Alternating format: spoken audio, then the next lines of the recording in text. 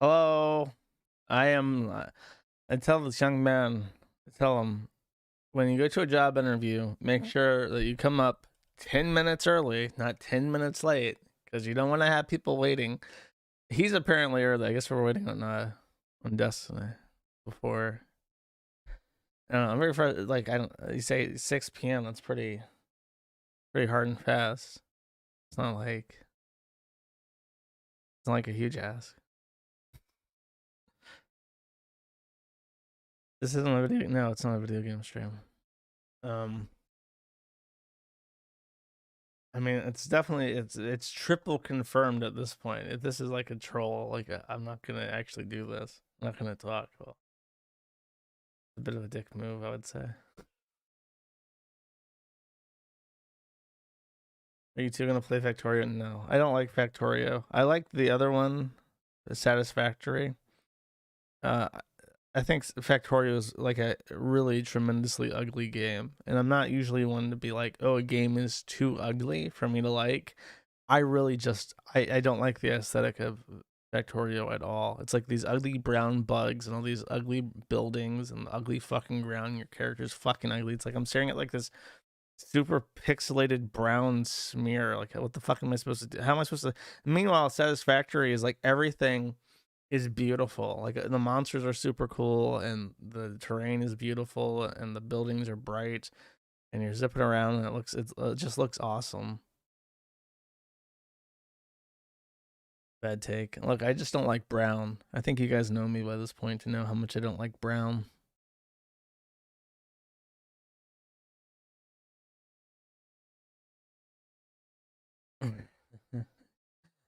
I don't know what to tell you. It's just like I tried playing it and then you're just like you're punished by for doing anything because the fucking bugs attack you and it's just like I don't want to be bothered by bugs the entire time I'm playing the fucking game. ABT to make the hangout 6:02 p.m. It is now 6:07 p.m. I think he's streaming too. These fucking kids, man. Destiny has no excuse either because he's like older than I am. But he's never had a job interview in his life. Has Destiny ever worked? I don't want to start dogging him before the stream because I'm not gonna. I do not want to create a sense of hostility before I even start talking to him. But has he ever had a job? Yes. What does he do? What did he do before he was professional streamer? He used to run a casino. What? Is that true? He was a floor cleaner at a casino. Okay. Insurance sales and shoes. Oh, I didn't know that. Here's pity money. Thank you. Thank you. Don't expect your super. I mean, it'll be towards the end. I don't know how long this will last. I assume once it gets started, it'll probably go on for forever, at least 3 hours. But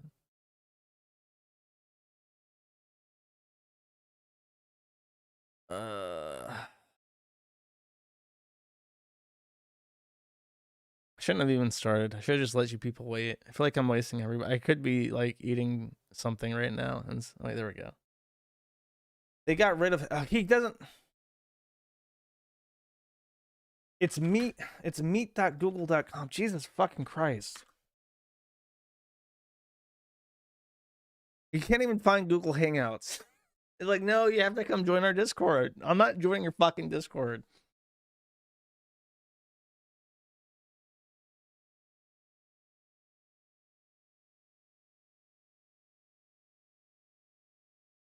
What do you mean telecommunication options that aren't Discord? Like we could just use Telegram, really. I think Destiny has Telegram. Oh, fucking Christ. Here's Signal, Telegram, Google Meet. I think there's StreamYard. Boot up StreamYard.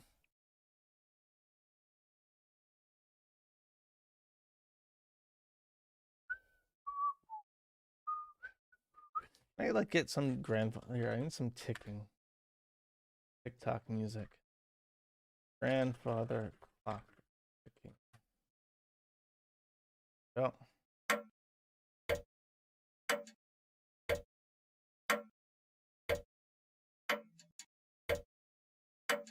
No, wallpaper. Yeah. There we go. Where's wallpaper? Kevin.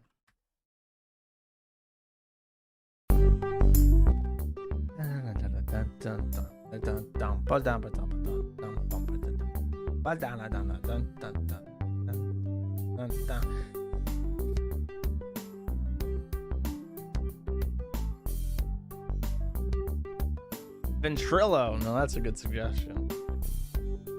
You know, they destroyed all those old Ventrilo harassment videos. Okay, there we go. I gotta go Google Meets link.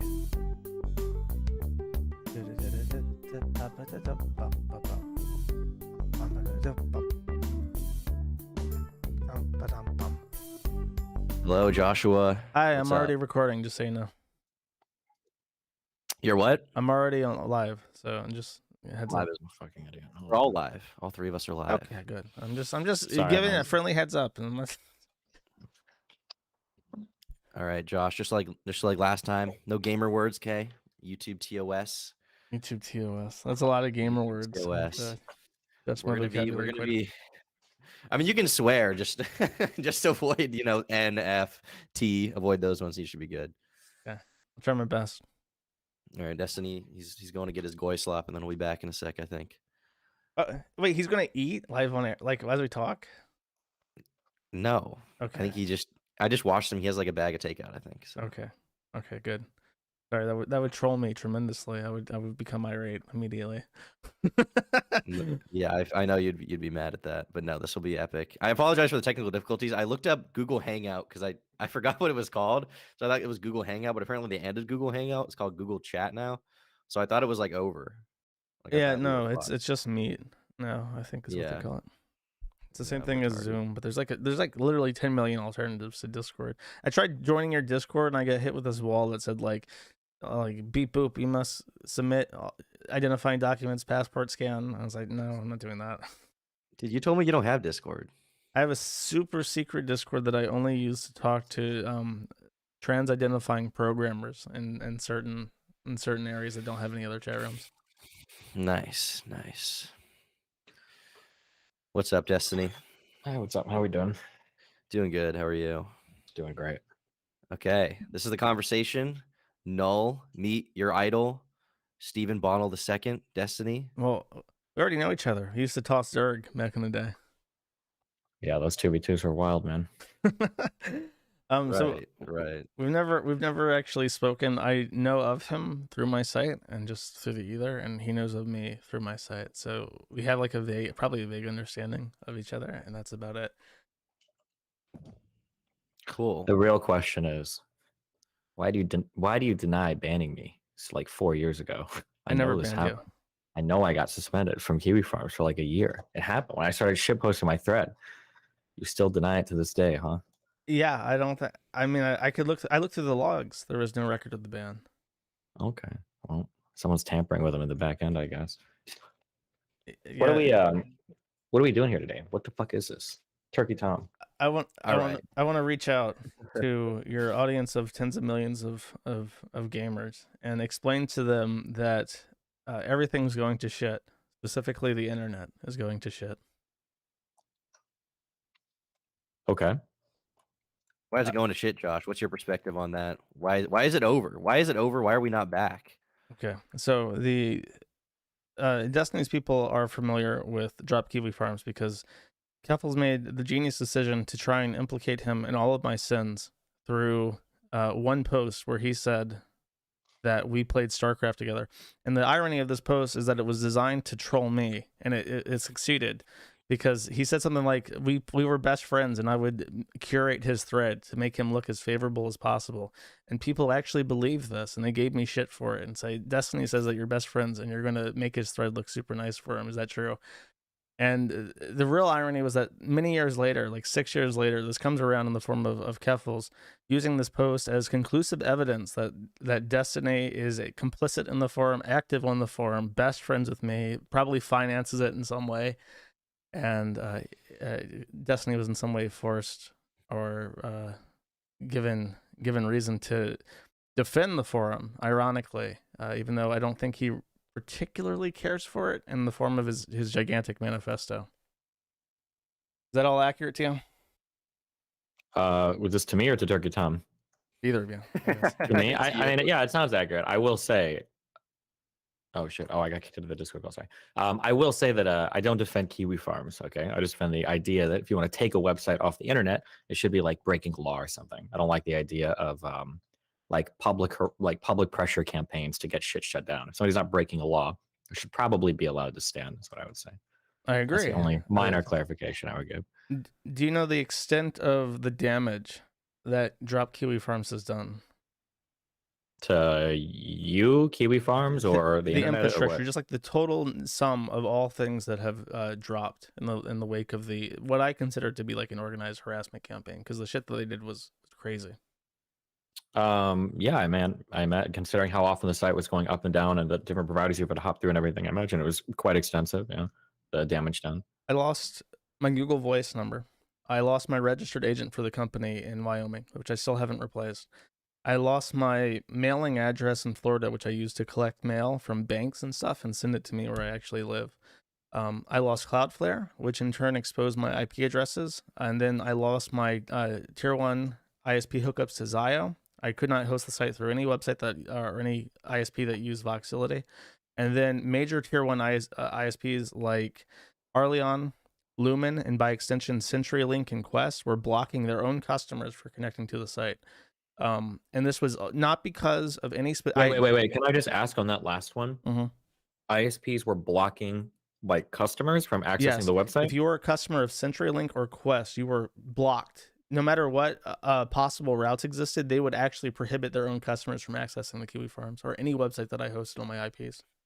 That's interesting. Wow. It's insane. And I'll get into net neutrality later because I have a spiel for it.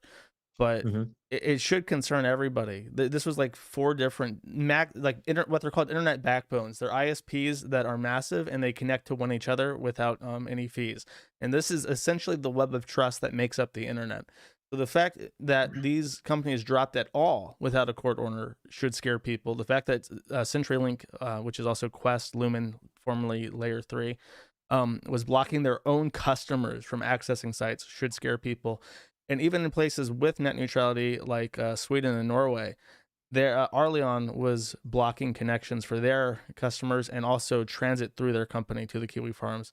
And this as like a due diligence question just relating to that. When you're saying they blocked them, this wasn't like some random dipshit emailed you and said I'm blocked. Like you had like multiple people testing to confirm. Yes, I gave them instructions on how to test the connectivity, and you could see where it drops off, and it would always be on these specific ISPs.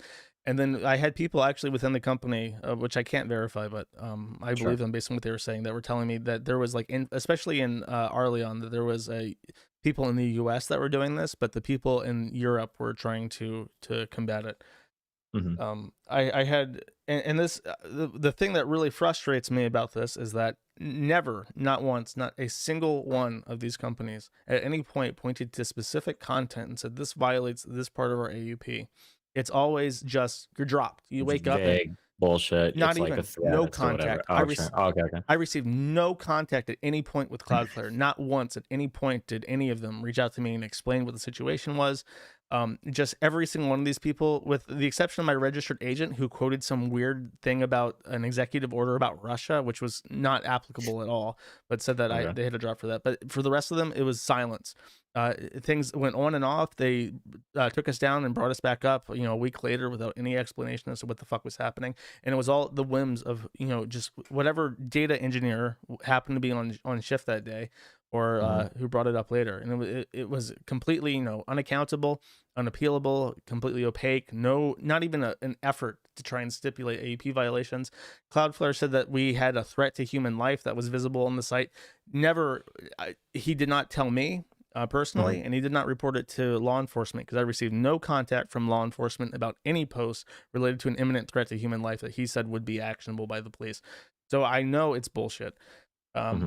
This is unprecedented. I've never heard of a U.S. legal website being pulled apart like this, just because of complaint volume. And that's what it is. It's not specific TOS violations or AUP violations. It is people called up the CEO. From what I was told, somebody in particular, I don't want to name names because I don't know if that'll get you in trouble, but Someone in particular called up the CEO's wife of GTT, a tier 1 company, and said, let's have a girl talk about the kiwi farms. Wait, if you're worried about getting me in trouble for naming names, you can name whatever name you want. That's fine. As long as you're not using slurs or whatever, go for it. I don't care. Liz Fong Jones was a friend of Keffel's, but they parted ways after Keffel's decided that they were done with Drop Kiwi Farms after Cloudflare. Liz Fong Jones has been after the site since about 2017, I want to say. Gotcha. And they allegedly called up the CEO's wife of GTT and said, "Let's have a girl talk." And if you don't know, Liz Fong Jones is trans. So, and they called up at about 6 a.m. in the U.S. time where this person was located. And it's purely a combination of harassment, complaints, and intimidation. And that's kind of segues into what I want to say about net neutrality. I am a proponent of net neutrality, even though that's not very popular on the right because Trump put in that fucking retard Ajit Pai, who was a Verizon CEO, of course, and he revoked net neutrality. But net neutrality gives, in this instance, if they could not have a justification, a legal justification for black holing the site, these people would be able to reply to the complaint volume and simply say, my hands are tied. I don't have legal standing to disrupt the internet this way, so I can't. Sorry, no matter what you say or do to me, I'm not at liberty to do this. And that's a very good thing, I think, for people to have in their pocket as a card to play when these deplatforming campaigns happen. But for whatever reason, people on the right are convinced that net neutrality is just like a scheme to give Netflix, like communism for the internet. Is like fucking stupid. Which is funny because in a way they almost are like begging for net neutrality when it comes to social media companies when they talk about revoking Section 230 and shit. So it's kind of funny. It's and I don't even know what to say. Yeah, it's like they think that it gives Netflix free money or something. It's completely misunderstood, and it's very tragic because it's something that everybody desperately needs. There's no reason why you should want the post office, the electric company, the water company, the disposal companies, the roads, or the internet or the telephone, as was the case with the Bell Telecommunications Company and breakup, that you should want these essential services to decide who can and cannot do what with who. Yeah. You know what I mean? I made this joke like I think a year or two ago, but I said that with the direction that we're going, I think we're going to get to the point to where there are certain undesirable figures where people are putting pressure on like leasing management companies and shit to like not rent you an apartment if you're like too extreme or something, where people are going to be, yeah, dude, don't rent to that guy. He's a Nazi. Do you want a Nazi living? And then like whole management companies are going to start like doing background checks and shit on people to figure out who's like blocked from renting apartments. I'm sure if I tried to rent, an office building to do a registered agent at in some state for they would kick us out immediately, even if I was paying rent, like just for an address to put the company to. It's like we would lose that.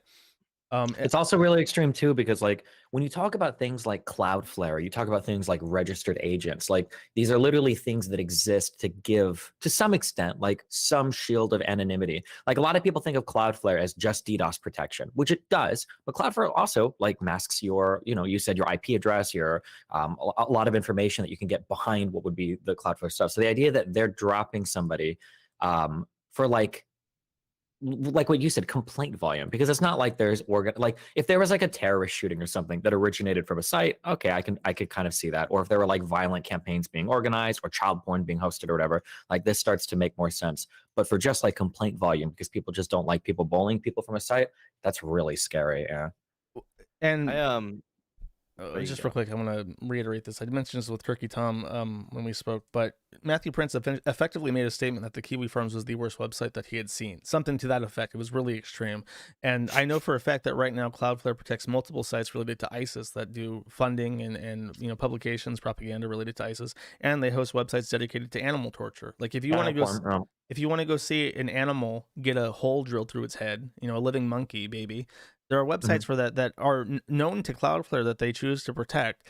So the backtracking to say that it was an imminent threat to human life is ridiculous. It was simply to save face because they had put out a statement. Something happened, by the way, between the end of August where they said they clarified policies and said we're not going to do this because this is really a terrible idea. It increases censorship. It causes totalitarian dictatorships to complain that we should take down human rights organizations, yada, yada. And then 2 days later, on Labor Day weekend at 6 p.m. West Coast time on a Saturday, they decide fuck Kiwi Farms and they drop us and say that there was like some urgent issue that obviously never happened because Keffels is alive and well.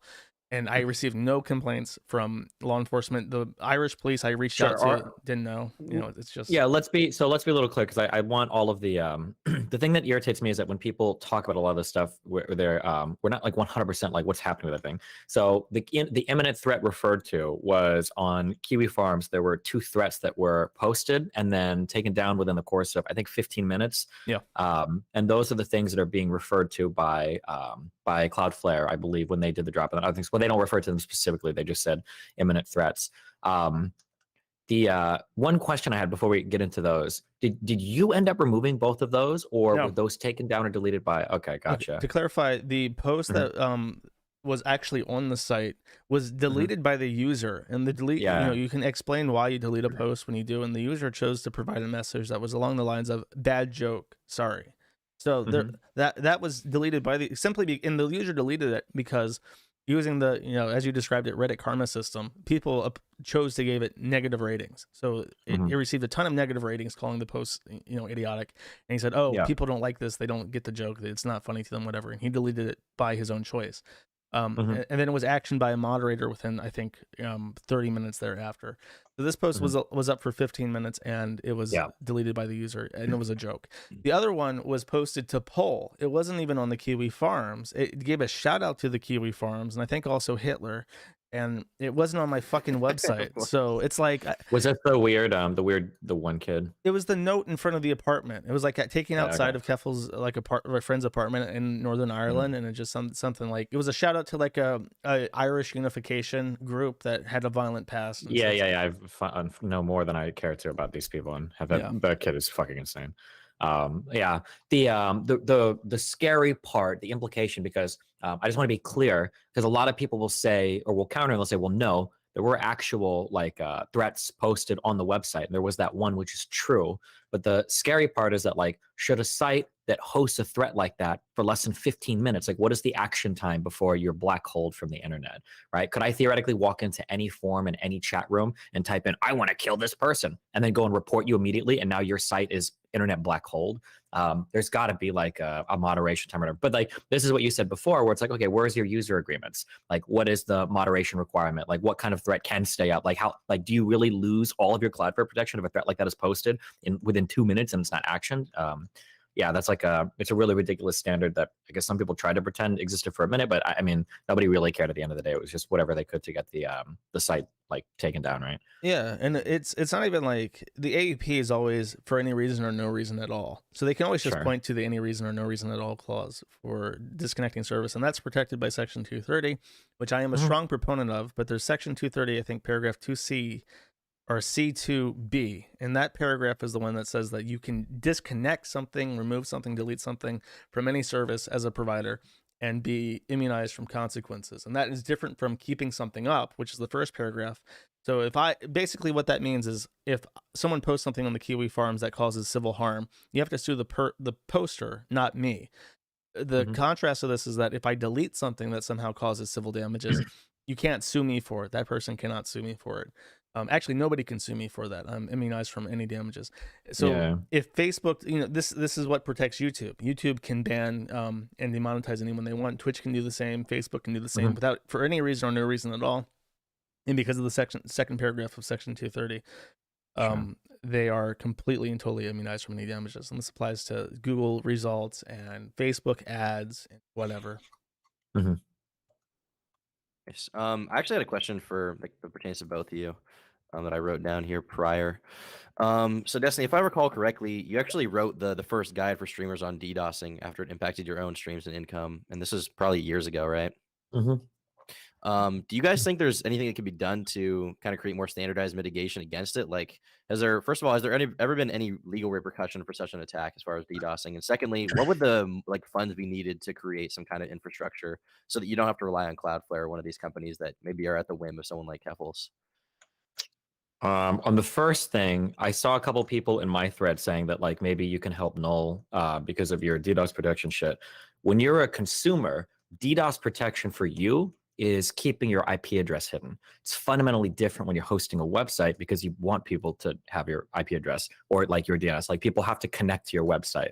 So any method that like I develop to protect me or other people, a lot of these are dated too because people don't use Skype anymore or these other programs. But like any method that I develop isn't going to be applicable to a website because I don't want people to find me, but you want a website to be found. So Right. Okay. Do you know what Josh? You know what the kind of money needed would be to create your own kind of DDoS protection service? Like, Tens of is it in thousands of like dollars a month.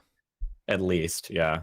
Because I mean, I'll put it like this: there are multiple layers to the stack, and you can go to protectthestack.org, which is ran by the EFF, and it explains why these service providers should not make political decisions because it harms the health of the internet. But the stack includes layers 1, which is physical, to layer 7, which is the application. Layers 3 and 4 are about the network infrastructure.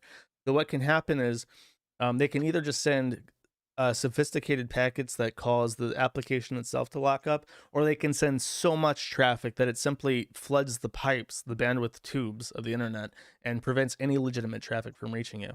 So 1 gigabyte per second of dedicated bandwidth is, I think, like $150. And then if you bulk up to a 10 gigabit per second connection, you'll be paying about $750 a month, depending on where at. So if you go up to 100 gigabytes per second, that's going to be over, between $5,000 and $10,000, depending on where. A very strong DDoS attack can exceed a terabyte per second. So you're talking tons and tons of money just for the bandwidth. And that's not even including the other layer, which is going to be the packet filtering, because you need sophisticated routers that are able to not only you have to buy special computers that can even receive 100 gigabits per second, but then you're talking about filtering through billions of packets per second as well, and somehow figuring out what's legitimate traffic. The amount of money that you need to make a company like that requires you to have significant investment capital and a customer base, which, number one, the customer base can be attacked and they can be scared off from doing business with you by people like Liz Fong Jones and Keffels and Drop Kiwi Farms, etc. But they can also go after your payment networks as well. And the financial censorship is something that I desperately want to touch on as well, because I don't think people fully appreciate how much soft censorship is coming from financial control. Mm-hmm. How expensive is it now on the other end to DDoS someone? It is like $100 a month. $100 a month. Is it illegal to DDoS someone? It is a federal crime. It's against the Computer Protection and Anti-Fraud Act. Has there ever been any legal repercussions for DDoSing? I mean, as far as you're concerned, can you tell me that Liz Fong Jones openly has talked about like having a botnet? Liz Fong Jones published a Go program. Basically, we have an in-house DDoS mitigator now that's written by Thomas Lynch for FatChan, and we borrowed this and we've run it for protecting Tor. But Liz Fong Jones has published a Go program that is a way around this, because the DDoS mitigator is not intelligent, especially not the one for Tor, because there's limited information. It simply uses a proof of work, kind of like cryptography, but very, very quick, so that you can load the page, your browser does work, and then in 5 seconds you're connected to the site. And Liz Fong Jones wrote something to try and get around this. I've never seen it employed though. Mm-hmm. Okay, interesting. Well, kind of in that vein, I guess, like you said yourself, you want to talk about financial institutions. I guess, Destiny, this would be a question for you. I'd rather pass off to you to get your take first. When would you say that payment processors should step in to stop some kind of content or some kind of or to interfere with someone's activity when they're using Chase Bank or TD Bank? Yeah. So ideologically, when it comes to backbone infrastructure, I don't think they should ever step in, absent a court order. And even that is iffy. Like, even when we're talking about payment processing for child porn, for bestiality, for animal torture, for snuff, whatever the fuck you're talking about, all of that enforcement should happen on a level that doesn't require like public pressure to financial institutions. Because I think that we get into these weird areas where if you want to take somebody down or if you want to do something, there's like different standards for enforcement at like every different type of level. Like, let's say I hate a website and I go to the government, I say, take it down. I'm like, well, they're not doing anything illegal. It's like, okay, well, fuck you. I'm going to go to the ISP, take them down. And it's like, well, we looked at it. We don't really think so. It's like, fuck, okay. What about the people that do their money, PayPal and all this? It's like, okay, yeah, I guess you're, oh, cool, we got them. I don't like that there's like 17 different attack vectors to try to take down a website if you don't like the material that they host, because it just leaves the whole internet in such a weird fucky place where, like, in the future, right, the doomsday scenario is you're in this hyper fragmented reality where it's like, okay, I want to be able to go to 4chan, so I can't use Cox Communications or AT&T, but if I have another ISP, like, I've got to start picking and choosing like which credit cards I use, which ISPs I have, maybe in the future what hardware I have, like, depending on how crazy it gets, right? I don't think that should ever be a case, right? And what you're talking about is sort of down the line of net neutrality being repealed, right? Sure. Yeah. I mean, it's net neutrality, but like it applies to all of this kind of like backbone infrastructure. Like Right. my understanding is a lot of the anti-porn stuff on the internet, I think that was fought almost purely on the payment processor side. And I just like I don't necessarily oppose people fighting these things. Like if you want to take down Kiwi Farms, if you're going to take down porn, if you're going to do that, that's fine. But it shouldn't be through like processing payments. It shouldn't be pressuring like those types of vectors. I just feel like it's super inappropriate. Yeah, but it's not just even websites. The soft censorship that exists by removing somebody's ability to monetize what they do is it is a cancer. It's like an actual cancer that is sitting on our organs, it's constricting our lungs, it's slowly killing us, and it's just not fast enough for people to notice and take action. The fact and the thing, just to lay this out, here's how this financial censorship works. There are 4 companies that basically dominate global finance. They are MasterCard, Visa, Discover, and Amex. MasterCard and Visa Card, between them, control about 90% of all financial transactions that happen online, which is the dominant market now.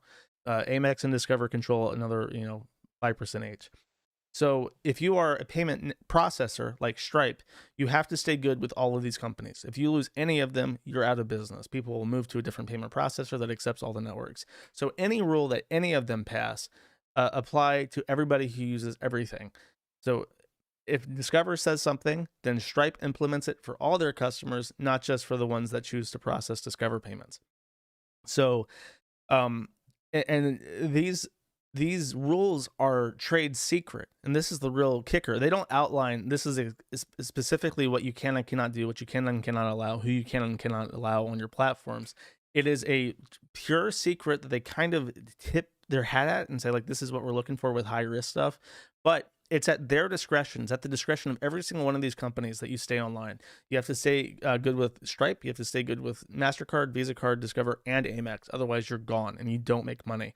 And this happened to the Kiwi Farms very early on. In fact, I use PayPal to collect donations. PayPal not only banned the site, if I try to book an Uber, I have to use specific cards because they know what cards I had on my PayPal account, and I cannot use them on Uber because they use PayPal to process transactions. And it's like that kind of shit where once you're banned, you can't even appeal it. There's no appeals process within any of those. Because it's not even a formal ban process. It just happens, and you're like, oh, okay, I guess I'm just done with this. Yeah, I do. There's nothing. Like, you can't appeal it. You don't get to know who made the decision. You're very lucky if you even figured out which part of this machination was responsible for it. There's no appeals process within that company, and then there's no government appeals process, and you can't even sue them to figure out what the fuck is happening because it's a trade secret and they're not obligated by any kind of contract or law to tell you what their thought process is. And this is the heart of our economy now, and it's just this completely opaque black box that sits on the ground, and things go in and things come out and nobody knows how it fucking works. And I think that's the most terrifying thing at all. The number one way that you could open up like true competition in the market is to make it so that anybody legally allowed to do business in the US can do business until they have broken a law. And then if there's suspicion of breaking the law, there has to be timelines for appealing it, disclosing what the concern was, and giving a route on how to get back onto the payment networks. And then as a last resort, there has to be a government solution to fixing the problem as well. Because right now the only problem. Okay. I'm just gonna say that this shit is completely fucking broken. It's literally a small cabal of bankers that decide who gets to make a living right now. Yeah, the only problem is the reason why I don't think this will ever change is because it only affects content on the very edge.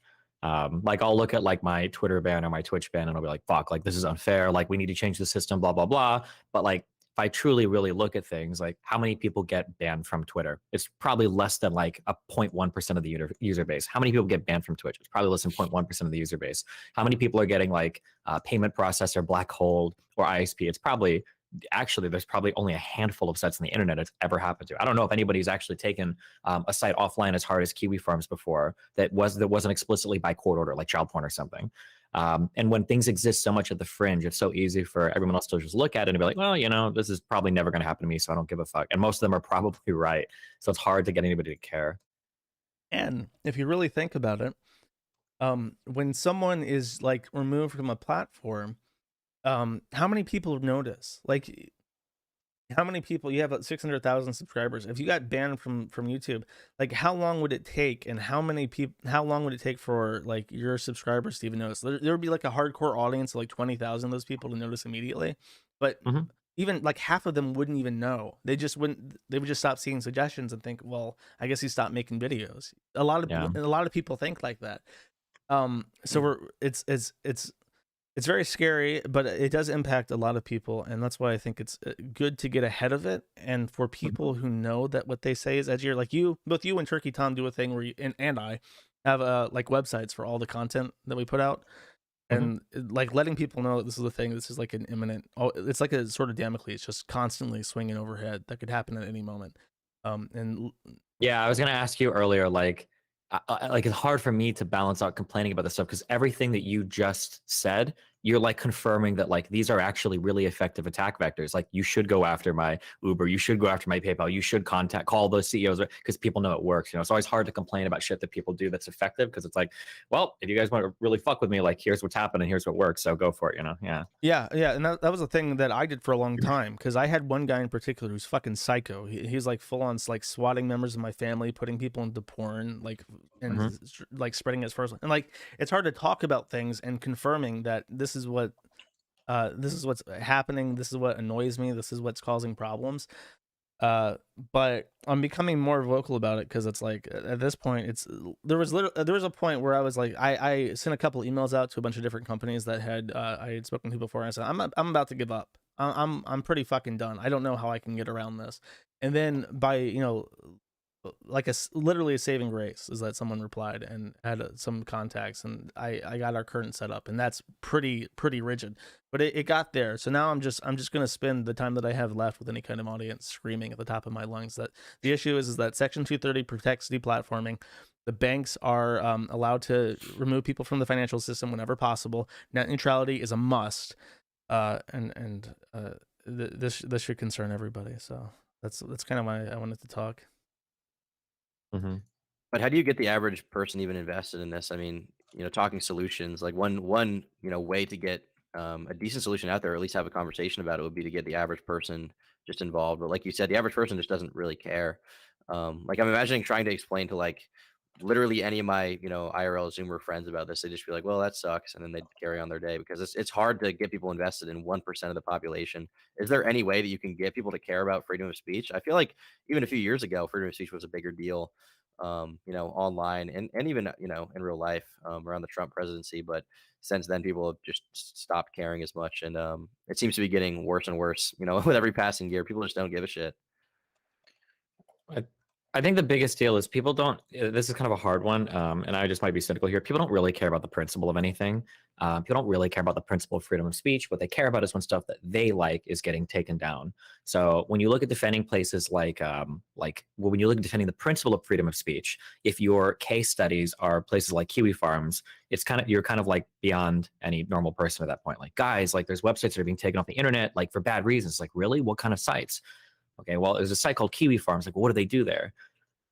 Well, it's like a bunch of people that like obsess over lolcows online. Like, what's the lolcow? It's like, okay, well, like if I explain this to you, it's going to be really weird. It's like, okay, well, I don't know if I even care about this site. It sounds weird. Like that's the issue, is that like Yeah. all of the things that are being affected around it are kind of things at the fringe, right? Like even for my stuff, like, oh, like I'm a big lefty, SJW, and I got banned from Twitter, and it's not fair. And it's like, really, damn, like what kind of stuff did you tweet? Well, I told a woman to get raped by a shovel once, but like I'm not like a horrible person all the time. And it's like when you exist at the fringes, people don't care about the principle. They care about the stuff that they like disappearing. That's why conservatives who were traditionally like, big business does whatever they want, fuck the government, blah, blah, blah. That's why they're all clamoring about Section 230 now. They never cared about freedom of speech or any of this shit. It's just that when their content is getting dehosted, now they're in favor of the government stepping in and helping. But Yeah. until it's something that people like, that the principle of it is irrelevant to most people. Yeah, and that's Yeah. why I try to avoid like ascribing to any kind of partisan or label, is because I really don't like a lot of people on the right. They do not give a fuck about freedom of speech. They give a fuck about themselves, and that goes both ways. And it's really hopeless when you see people like Nick Fuentes, who would let you get deplatformed in a second. They only care about their own thing. As far as getting people to care, you can't. It took, Ron Paul went about the Federal Reserve and the debt ceiling and so on and so forth for literally decades, and nobody gave a shit. He gave these huge proclamations about imminent doom, and nobody cared. And now, just kind of recently, there's like this sudden surge in interest in silver and alternative payment methods that aren't backed by the U.S. dollar. So it may be decades before people care, but I feel it's important to just kind of reiterate it as much as possible, because when the time comes that people do start to care, when you can look back and articulate what the issue is and how to fix it, it can get done. You might be the canary in the, like, I imagine there will come a time where I just can't keep the site up anymore and I just have to move on because of the way things are, and nobody's going to come to my rescue. But hopefully by that point I've spread the seeds of discontent far enough that there will be a positive outcome later in the future. And kind of two different related themes to this. First, if you've never heard of this speech, I would actually encourage you to go look, especially Destiny people who are interested in like intellectual content. There's a Christopher Hitchens speech called "In Defense of Hate Speech," which explains very articulately why people need to defend speech they don't necessarily agree with. And he asked the crowd at the theater he's speaking to, who among you would you elect as your censor? Many people would agree that there is a line of what is free or permissible speech and not permissible speech, but who would you actually elect to make those determinations for you? You have a clear idea in your head what you do and do not want to see propagated, but who do you actually trust enough to make those decisions and action them into law? And it's most people don't have an answer for this. So when you see people like Keffels championing like massive corporations into fucking with people and taking their income, it's like, are you really trying to make Susan Wojcicki your censor? Are you really trying to elect these people into a position of power over you and what you can and cannot say? Are you sure that's a great idea? Because I don't think that it is. And sorry, I forgot my second point. I bisected my idea in half and now I lost it. No worries. Yeah, I mean, it's definitely kind of a scary time right now for me personally, as someone who, I mean, I'm for viewers at home, I'm only 20. So just as I kind of became aware of the concept of freedom of speech and could even start to believe in it when I was, 13, 14, that's when all that stuff started being ripped away with like the apocalypse and stuff like that. That's when you saw YouTube clamping down. So my kind of concept of a free internet is like 2016, but I'm sure to you guys, 2016 is like way far down the Yeah, line of a bro. free Yeah. internet. Oh my God. Yeah, things have changed so much in the past like 25 years of like internet Yeah. shit. Well, Yeah. the thing is, that's what I'm saying. Like people my age, I don't think they even have a Mhm. grasp on it, and I'm trying to, even as someone who's younger and is trying to get, some concept of it. But for Yeah. me, it's kind of hard to, imagine like early 2000s, like when E-Bombs World was around or whatever, Mhm. or YTMND, when you had a lot of these websites. I guess one question I would have for you guys is, apart from the obvious, which is just okay, they're freedom of speech is good and whatever else. Is what do you guys miss about that early era of the internet, early Everything. 2000s, when sites had a more libertarian kind of view of things? Everything? Well, do you want Everything. to explain what everything is? I wish I could turn back time to the good old days. Yeah. I mean, I don't think there was a time in the mid 2000s where the people my age had just sort of taken the reins of the internet. And there was a period where like the government didn't know what the fuck the internet was, and anything went. It was just like it was a literal wild west, and anything went. And that had problems, but it also it was just so free. It was so free. Literally anyone could just boot up a fucking website and become a millionaire. It was so competitive. It was so rich in ideas and genuine diversity. And we'll never have that again. There will never be a time period where, because to put this into perspective, in 2008, this is one of my favorite little allegories or metaphors or whatever the fuck, but in 2008, the top 50% of websites, so the websites that competed for 50% of all web traffic, was like multiple thousands of websites. Thousands of websites competed for half of internet traffic. By 2012, which is when the internet really started to go to shit, this was like a couple hundred websites, so it already shrank massively. Now the top, I bet it's like probably what, less than 10? it's like 12 websites from 4 different Oh, okay. companies are like half of all internet traffic. It's sickening how small the internet is. It's so hard to explain that it used to be like this vibrant metropolis with thousands of small businesses, and now it's like Walmart and then Target and then McDonald's, and that's the internet. It's like, take your pick, you fucking idiot. Like, welcome to the internet. Yeah, I think that there's like I always complain about this. I wish that we could like get good things without like giving up everything. Because I think there's a lot of advantages to the new internet. In that, like, one, the audience size is obviously massively grown. Two, like, as cringe as it is, having a bigger diversity of people online is nice. You get a lot more cultures coming together. You get like just bigger audiences. You get like women. You get all these other people that traditionally weren't as involved in the older internet who are now on. So then in turn, if you are like working in content creation, there's a reason why you can make so much fucking money on ad revenue. Which is something you probably haven't made money on in a long time now, I imagine, because you get fucking blacklisted from everything. But for like the people that are like making content on like YouTube or Twitch or other things, like there's so much more money to be made today, which makes a lot of forms of content so much more viable because there's money out there to be made. So these are all like really, really positive things. But there was like a beauty to like the old anarchy of the internet where like just the craziest like random people making content. Like a lot of the early like YouTube shit was just like random fucking kids like making YouTube videos with no idea. Like there wasn't like a formula for thumbnails and content and all that shit. And yeah, the people were crazy. I think another thing that was nice about the older internet, and I don't know if this is true or if I'm just, I might just be like nostalging out and maybe I'm delusional, but it felt like back then, there's this concept, I guess like in maybe in programming or whatever, where it's like we had smart users in front of dumb terminals, and then it became dumb users in front of smart terminals. I think back then there was this idea of like, I'll call it like trolling. A lot of people on the internet used to act stupid in the internet, but it was fucking hilarious because you would like trick people into thinking you actually believed a lot of the dumb shit you said. And that was just hilarious. But that whole concept has changed. And now the internet is so much more serious to where like, you know, back in 2000, like it was funny to like tell a guy like all the different ways you were going to kill his family and like all the fucked up shit you could say online because it was funny shit and it was just fucked up and crazy. But nowadays when people do it, you don't know people are going to actually go out and start fucking killing people. And again, maybe I don't know if I don't remember certain events or whatever, but that just wasn't a thing back then. The idea that somebody would actually leave the internet, go into the real world and do some of the crazy shit we talked about didn't happen. And now that people are doing it, everything's just so much more different. Must be just because there's more access now that, you know, if you have so many people, I mean, millions and millions of people using the internet, like one or two of them are going to, you know, they're going to go on Twitter and be like, I'm going to kill you and then go cut that person's head off, right? Sure, But yeah, but I mean, like, there would just be like, people. if you've got like a forum, like, because those are people you just laugh at, especially when people get so mad. They're like talking about, I'm gonna go fucking shoot up a school or a bank. It's like, bro, you just make fun of these people. It was just funny. But like, yeah, but now, like, fuck, like, you're like watching the news, seeing if this dude from like your thread is gonna show up like on fucking CNN as an actual serial killer, you know?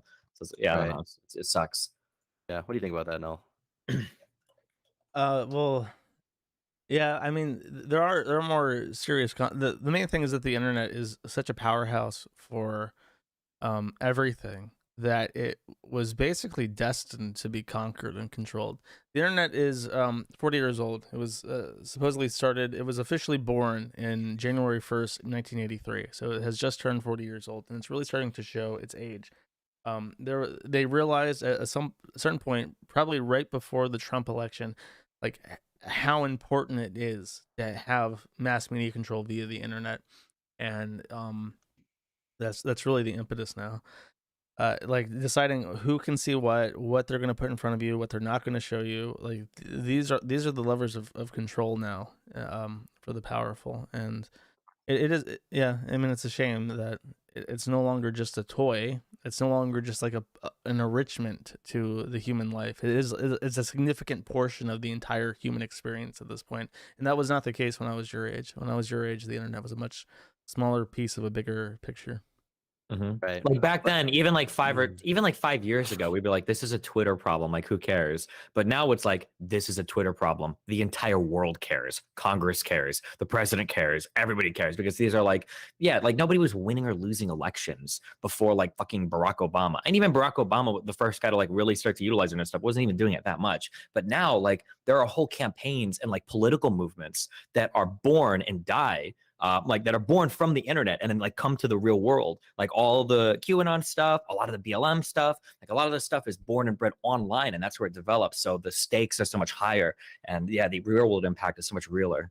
Fun fact Right. about QAnon: there is a picture of me standing next to Ron Watkins and Frederick in I think either Japan or the Philippines. I think in the Philippines, and somebody in my family, distant family, saw this QAnon documentary, and there's this picture of me, and I got like a random message out of nowhere. It's like, is this you? Are you standing next to this guy that's supposed to be QAnon? And I'm like, yeah, that's me. Which is Damn, dude. pretty fucking Nice. surreal.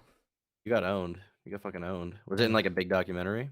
Yeah, it was really big. It was like it was by one of the major media platforms. Gotcha. Damn. Okay. Well, that's definitely interesting. I mean, so would you say we'll never go back to that era of the internet just because the powers that be are too big and they profit too much to allow that kind of like dissemination of individual websites and people owning their own businesses and stuff like that? Like it just wouldn't be convenient for them. They'd make less money, or what is the deal there? Is it about control primarily? Well, the thing is that the internet is very comfortable. It's never people are never going to want to go back to the time where we didn't have instantaneous communication and access to all information in the entire world, and then a lot of Yeah. bullshit that's just made up. So the thing is that it's going to be around forever, no matter what. I think that, I mean, unironically, I think that you're going to see a resurgence of like Ludditism, where you're going to see a growth in Amish communities and Mennonite communities, where people are just like, "Fuck this." And I think that's already happening. But for the most people who choose not to embrace Kaczynskiism, you're going to have to deal with the internet being around, and as long as it is around, it's going to be widely manipulated. There's no way to go back. I mean, you do see some of these alt tech platforms like Odyssey getting a little bit of traction, or Rumble, stuff like that. I mean, you see individual creators that have had problems with YouTube in the past, like Sam Hyde. He goes to Gumroad and then he gets tens of thousands a month through his paywall. There does seem to be some, like, it's not totally impossible to kind of do your own thing. Even Kiwi Farms is still, I mean, despite everything, despite whatever happened with Keppels, I thought the site was going to go down, and it did, but now it's up and everyone can use it right now, and it loads pretty perfectly. So it doesn't seem like all hope is lost, right? I mean, No. The one not thing that over. Joshua brings up something that's a really good point, and I wish more people would realize this is like people will argue for like, oh, like we need privacy and and blah blah blah blah blah. Nobody actually cares about that. Nobody cares about privacy. Nobody cares about rights or any of this shit. What people like is the convenience of everything, right? If you wanted privacy, nobody's forcing you to use all of the Google shit, but people did. They buy it. They want the Android. They want all of the synchronized shit. They want their email to buzz their fucking watch, to vibrate their fucking Wi-Fi pillow that fucking jerks them off. Like all of this shit has to be connected. And people love the convenience from that. The convenience of having a cell phone that has all of the world's information at your fingertips, and the conveniences of email and text and all of that. And the idea that people would give all of that up for some world where it's like, oh, well, they can't spy on me or, sell this information to me anymore. We're never, ever going back to that. So when people talk about like the world that they want for tomorrow, you have to find a way to incorporate that idea that people have all these conveniences that they're never going to give up. You have to incorporate that into whatever model you have going forward, because pretending that people are going to walk away from it is just absolute delusion. Yeah, well, I mean, Yeah. that's like the major issue with any kind of YouTube competitor. Like right now, there's a lot of times where I'm not at the computer, so I want to listen to music or I want to do something, and the easiest way to do that is like open up YouTube. And I tried to specifically find a TV that didn't have any kind of smart bullshit attached to it, but I can take out my phone, find a song I want to play, and then press a button to screencast it. And that's a convenience level that's so significant that it's impossible to replace right now with things like Rumble, though they're trying their best. But this actually kind of segues into an interesting thing about like doxing, is that just to kind of preemptively jump this criticism about like allowing docs on the site, is that a lot of people point and blame at the forum for allowing this information to be republished, but it almost always comes from two sources: public voting records and things like Spokeo, Instant Checkmate, and White Pages. And those websites get their information from public voting records and also from marketing data aggregates, which are illegal in the European Union, but not illegal in the United States.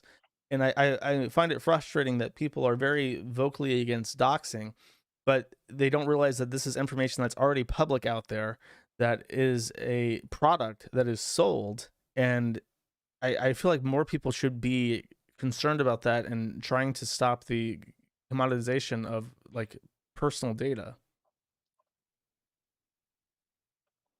and nobody's Why? seen. Wait, actually, wait. I have a question. I'm kind of curious. Mhm. So, how do you decide what information to allow versus what not to allow on Kiwi Farms? Because I think, like, don't you have a ban? You can't post like social security numbers. No, I don't have a rule against that. You don't have a rule. Oh, so 9-digit anybody can numbers are post. okay. Oh, okay. Well, gotcha. Never mind. The rules are kind of they're enforced in a very human way. It depends a lot on what I perceive as the intent of the post. If it's just like, hey, look at this, he didn't crop this out or whatever, or this email links to this, it's like, okay, whatever, that's already out there. I found this on whitepages.com. Okay, that's already out there. But if someone joins the site specifically and then dumps like a bunch of nudes and says "fuck this whore," like I'm nuking that shit right away. I'm not even playing that game because obviously this is malicious, and the site's not a weapon. It's not a cudgel. It's a discussion forum. So if someone's trying to use my website to cause harm, like I can usually identify that pretty quickly, and I'll delete that. How do you separate that out in your mind? Because, like, realistically, if there are a lot of people that if they want to cause harm to somebody, they go to Kiwi Farms because they know all the information is there. If I really want to fuck with somebody, I'm gonna see if they've got a thread because then all their information is there, and I can just like, yeah, do that. How do you, in your mind, like how is one okay or not the other? I guess, or how do you, navigate that? It is very human. It's very case by case, but like for most things, the information is like a natural byproduct of someone being overly open online and not being careful. It's specifically when someone is just trying to obviously cause some kind of damage, and it's especially sensitive when it's pornography because I'm not a fan of revenge pornography. I think that will be before dox is criminalized or anything. I think that revenge pornography will be criminalized. And given warrant to take down from the internet before like docs and stuff is. So it's mostly intent. If I think someone's trying to someone's trying to do line crossing harassment, trying to intimidate somebody or cause fear, that's more likely to be deleted than like if someone who like I don't want to name names, but someone has like a thread that has several hundred pages over years, and then they have like a nude leak. Well, there's literally no point deleting that because that's out there. One of the first things you said when you got in the call, Destiny, was that you don't want to defend Kiwi Farms, but you basically just want to defend its right to exist. Would that be correct? Would that be fair? Yeah, well, yeah, fuck Kiwi Farms. Yeah, of course. Well, what would be your main criticisms of the site in general? I'm curious to hear what you have to say.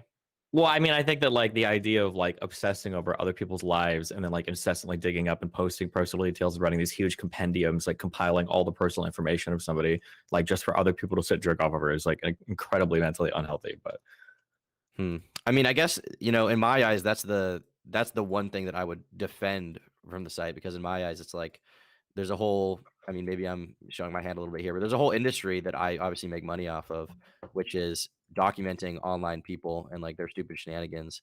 And it's generally a very accepted form of content. I mean, from the beginning of time, I mean, with like Jerry Springer show, stuff like that, you had these weird people coming on, Dr. Phil, Bad Baby or whoever else. You had these strange figures coming on, and now Kiwi Farms just kind of fills that void. But these are, for the most obsessed people, obviously. And I'm not going to defend every user of Kiwi Farms, but I would say that it's probably not the worst thing in the world just to, pick apart these odd figures. I mean, we've been doing documentaries about weird people forever. I guess I see that as like the least bad or not bad at all part of the farms. I think the problem is that it's very hard to keep everything self-contained. Like even like stuff always jumps off site. Other people will go to the site for details to harass people. And even regardless of what anybody on Kiwi Farms says, I'm sure Noel would acknowledge this. There's probably users on Kiwi Farms that engage in harassment themselves, even if the user base discourages it. Just by a numbers game, there's going to be some people that do it. So yeah, I mean, I don't know. Obviously, I don't. As a somebody would like that would be like, doesn't that happen on kind of every website? I mean, even from Twitter. You're familiar with Dream, yeah? The Minecraft dude. Yeah. So he got like big doxed on Twitter and got a bunch of harassment as a result of it. But nobody seems to have a problem with Twitter right now. Well, because on Twitter, I'm pretty sure you can report that stuff and it'll get taken down, right? I guess, but I mean that post was up for days and days, and I guess yeah. Was it up for days and days because nobody reported it, or was it up for days and days because Twitter? Because I'm pretty sure if you post personal information on Twitter, it's actionable. Like I'm sure at least someone reported it. I guess the thing I'm saying is that people only seem to care about the aesthetics of it when it's written in writing in the rules versus when it actually happens. Like you didn't see anyone causing like a moral stink about Dream getting fucking doxed. With Dream, it was just like people found a picture of his coach in him, and he was just like this fat ginger, and people posted on Twitter and said this is Dream, and he had posted his space by himself at that point, and that was, I mean, there was no way Twitter couldn't. It was like thousands of people just posting a picture, Yeah. and there was nothing to be done about it. It was the correct picture. He denied it at first, but I think the real thing was that he was, he had encountered success and he was using that to better himself, and he wanted to post a picture of himself after losing weight. I guess in my eyes, just harassment occurs everywhere on the internet. Like it's not really something you can like stop. Like to have a Well, problem with the no, culture of the you site a little bit. absolutely can have control over like how much harassment is coming from areas. That's something you absolutely can have control over. There are different moderations, like I said, I can use for my community that is going to change the amount of harassment that comes, because my community will harass people depending on what you consider harassment. But like if I have like rules in place saying like you can't directly link to somebody's social media, even though some people will harass, like that one rule in and of itself is going to dramatically turn down the amount of harassment. Or if I have rules saying that like you're never allowed to mention a person's name if they're on a stream, whatever, like I don't have these rules, but if I did, like I have some of these rules. So some of these things will reduce harassment, others won't have effect. You're never going to get rid of all harassment, but that's not the same as saying you can't get rid of any harassment.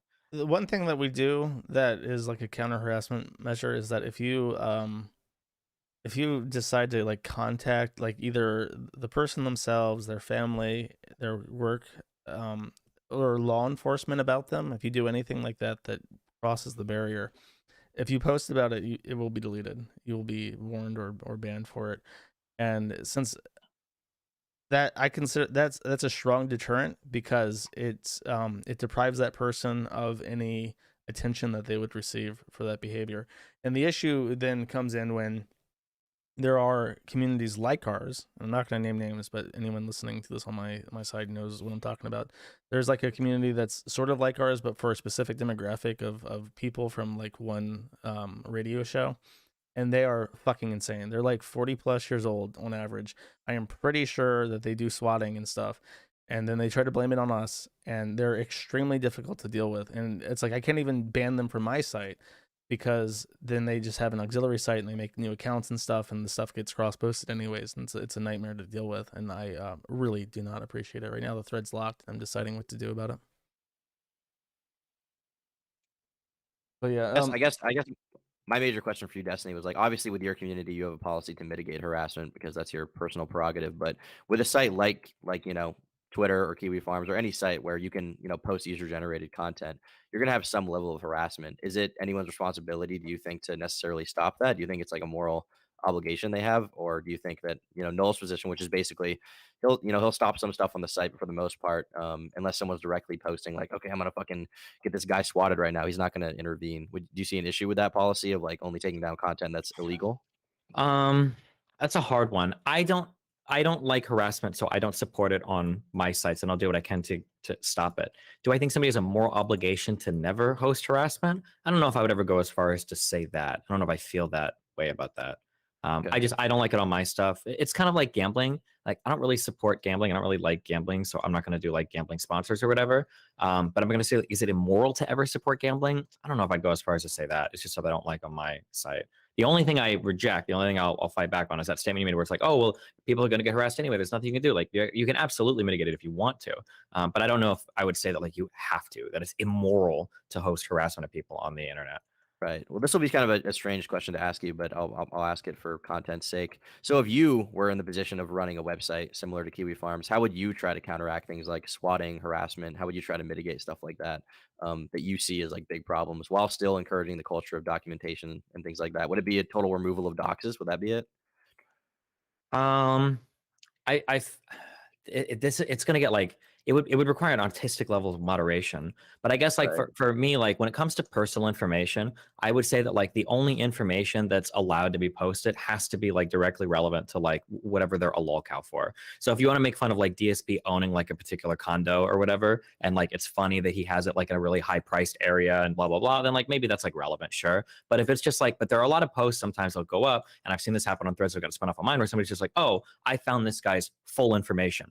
I was able to look out the window. I see that he lives here. Here's his house. Here's his blah, blah, blah. Here's he went to school. Blah, blah. And I was like, none of this is really relevant to the reason why they're a lolcow. None of this is really relevant to why we're like the only like none of this is even that enriching in terms of understanding the person. The only You probably say reason, there's no good reason to have. yeah, Something the only reason I personal. post is because now it makes for a really easy like attack vector. Like now I can like Right. harass the fuck out of this And person. So I go like, yeah.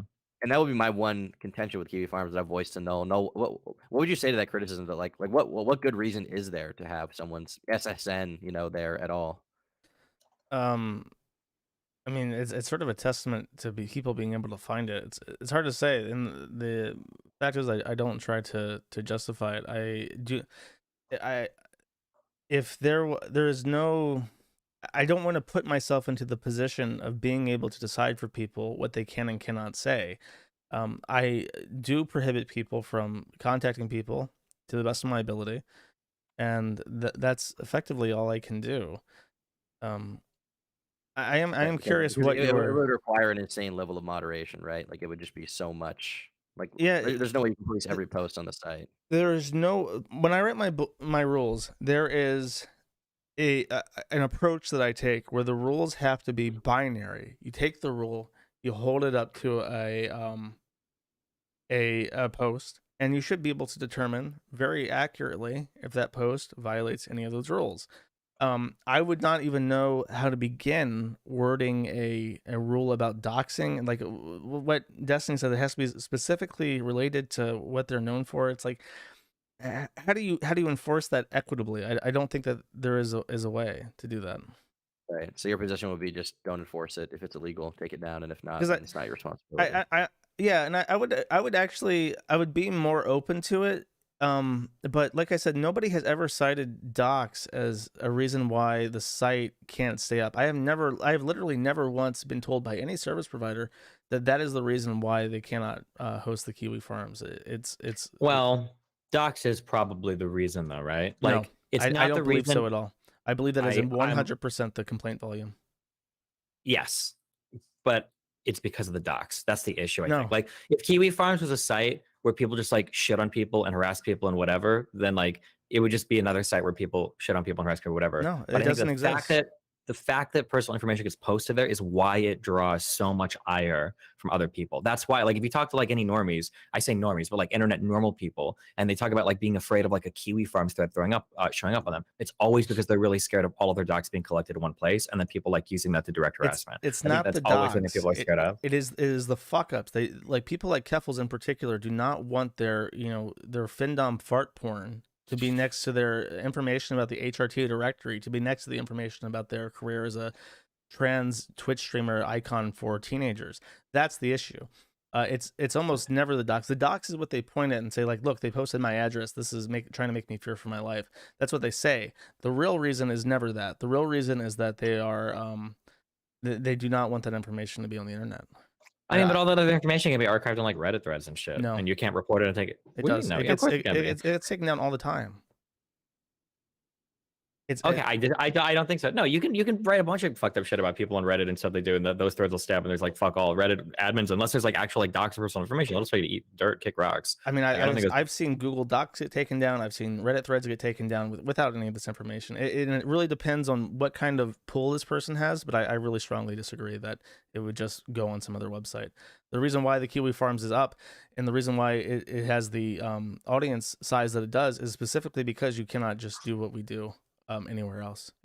well, yeah, but that's because of the doxing aspect. That's what you can't do anywhere else, I think. I disagree. I think that like having a thread specifically about a person that can just say whatever you want to and kind of outline someone's highlights in a negative way. I've discovered in hosting the forum that money is not the strongest form of capital. It's personal reputation, and people take that very seriously. And when someone's personal reputation is on the line, it impacts their ability. Like, I think you've even complained about this, like how people, like, once you get like a stigma, it's really hard to shake that dumb shit that you said that you regret saying like 10 years ago, and it impacts all future contact with you and how people form like an initial opinion of you, and that's really powerful. That's worth a lot of money. So people are very seriously invested in taking down the site, not even because of the docs. I again, I strongly disagree with that. It's because they want to have control over their personal reputation, which is understandable, but at the same time, to give them that is to enable them to to censor what other people can say. Hmm. Yeah, I I would mean, I disagree about go ahead. I don't know exactly about Kiwi Farms, but I have noticed a strong anti sort of like drama or documentation sentiment with a lot of sites, like YouTube, for example. They've been hitting a lot of commentary channels lately, and they say like if you post someone's personal information, like I had a video taken down under their cyberbullying and harassment guidelines because I posted info that the guy himself had made public about his like you know who this is, Josh? This dude with a fart diaper fetish who would message random e-girls pictures of himself in a diaper, and he posted his own personal Based. info. He posted his own birth certificate online. I didn't put any of that in the video. I just mentioned that it existed and that he posted it. I didn't say his full name. I just said his first name, and he managed to get that video taken down for harassment and cyberbullying. And I have a strike on my channel. I've had it for I like a can't year. believe you fell for that. I can't believe you fell. We have a thread on this guy. He has sent me pictures of himself in with a binky. Okay, but I the point I'm making is not that I'm retarded for making the video. The He point I'm dabbed on making you is that super hard. He fell for it. the point I'm making is that YouTube in their guidelines actually has changed to not allow that, and not even allow like they have a guideline now that says intrinsic attributes. You can't make fun of someone's intrinsic attributes, meaning the way they look. And 4 years ago, Leafy was one of the biggest channels on the platform, and he was calling people fat, calling them retarded. And I'm not going to necessarily defend all of his actions, say that's a good thing, but that was like an acceptable thing on sites just a few years ago. At a time when Is he banned from YouTube right now? he's banned from YouTube. Yeah, He got banned. Okay, I got you. He's tried making other accounts and they get banned. They're very watchful of him. And even just the other day, another big commentary channel called Benji, who I believe hadn't even posted in a while, YouTube got him for cyberbullying and harassment because a while ago he made fun of Jacob Sartorius and called him like stupid or something. And this is a thing that you see people cracking down a lot. So I will say, and even on subreddits and stuff, like you see a lot more like policing and stuff. Sam and Tolkien was like the boogie documentation subreddit. That stuff was taken down. There's a lot of stuff like that just gets taken down. There were a bunch of subreddits dedicated to like Trisha Paytas and stuff that got taken down. I'm telling you, they crack down hard on stuff that hurts personal reputation, especially people who have pool. Yeah. Yeah, I mean, I'm sure the docs doesn't help. I'm not going to say that probably it's like that gives people a thing to point at and say, look, they're posting my address, and this is to make me scared for my life, even if that's not the case. It definitely doesn't help. It doesn't do any favors for the site. But the main reason is the complaint volume, and the complaint volume stays high because as the site lives on, more and more people hate the fucking site because they're on it and they want to take it down. It's like someone. Like when it goes down, when it went down briefly, I remember all these tweets about how like I have a thread and it feels like a burden has been lifted off my back. Like I'm free for the first time. It's like that's a bit fucked up, but the thing about this that I kind of want to talk about is I feel like there's a sort of disproportionate fear of Kiwi Farms versus the actual material harm it does. Because I mean the Kiwi Farms thread about Keffels is still up to this day, right? Yet Keffel still has an audience. She still has a fan base. She's still up posting content. Nobody even seems to believe a lot of the grander accusations about HRT directory or Catboy Ranch or stuff like that. And as far as I know, her personal info is also there. Nothing's happened. And so in my eyes, it's like actually I don't know if I have a Kiwi Farms thread, but I think if I had one, even if it had like a picture of my face and pictures of my family, that would suck. I would definitely not be cool with that. I wouldn't be supportive of it. But in my opinion, the best way to deal with drama of any kind is to just fucking ignore it for a few days and it will go away. And if you just never acknowledge the existence of that thread, you don't feel that. Yeah, but you fire. don't make $100,000 doing that. You don't make $100,000 ignoring it. Yeah, you make $100,000 making a GoFundMe and crying about transphobia. Well, okay, I honestly didn't pick up on that reference for a second. But the thing I wanted to talk about and kind of transition into, which we talked about a little bit, and I think you were critical of Destiny Null for this decision, was Destiny. You were planning, at least in some form, to gear up for a lawsuit against Keffels, right? You sent her a cease and desist. Yeah, so basically what happened was of all the statements she made about me, I took what I considered to be the 4 easiest ones to prove defamation. Like, you said this, they're false. One, she even publicly stated, I think she said later on the no one, she's like, oh, I was just trying to bait him. I don't know if it was true or not, but she publicly tweeted it. But there were 4 statements she made that she knows are false. She's never heard me say them before. I've never called her a rapist. I've never been friends with Noel. I've never directed harassment, like any of this shit, used transphobic comments. And I sent her a cease and desist. And after sending that cease and desist, she emailed my lawyer back and she said, oh, I'm going to talk to my lawyer and see what happened. Or I'm sorry, see what I should do. And she was on another streamer's show later, I think like a month later, Dylan Burns, and topics that involved me or were peripheral to me came up quite a bit. And she seemed to not want to venture into that territory. So initially when I sent her that cease and desist, my goal was a retraction because it would be nice to have that to point mainstream media sites towards, like, hey, you've published this about me, but this person retracted their statement. She didn't post the retraction publicly, but she hasn't said anything. So basically, the next step is I have to decide if I want to, like, basically reinvigorate her whole internet career to attempt to go to court against her, which presents a couple of unique challenges. Or if I just want to, like, let her, because I think that right now her trajectory is kind of like to fade into irrelevance because she's very boring. She doesn't do any good content, and if she's not like actively fighting with larger figures, nobody cares about her. So right now I'm just kind of like sitting in the, like, maybe I could just let her fade away. I don't know if it would be smart to do the, like, the full litigation route. Yeah, that's Right. fair. And I think Keffels is done with it. I don't know what specifically happened. Like, they were all about that HRT directory and Bob posting and shit. And then at some point, Bob posting allegedly gave up on the HRT directory and vanished. And then Keffels said that I'm done with not sponsoring this anymore, and I'm done with Kiwi Farms, and that's been it. And they've pretty much been silent on it. The problems have persisted. For instance, Google has effectively delisted the site. If you try to Google Kiwi Farms, you will not find it. If you Google Kiwi Farms Keffels, you will not find their thread because that's also been de-indexed. But the site itself is not completely de-indexed, just the index page and a couple threads. So I'm not particularly irate at Keffels anymore. Though, I mean, I have more of a legitimate tortuous interference case with Liz Fong Jones. The amount of crazy shit that they've tried to do is just insane. One of them is that Liz Fong Jones tried to get AppNick. And just to sum this up as briefly as possible, you get IP addresses from what's called a regional internet registry. There are 5 RIRs in the world. AppNick is in Australia, and it services Asia Pacific.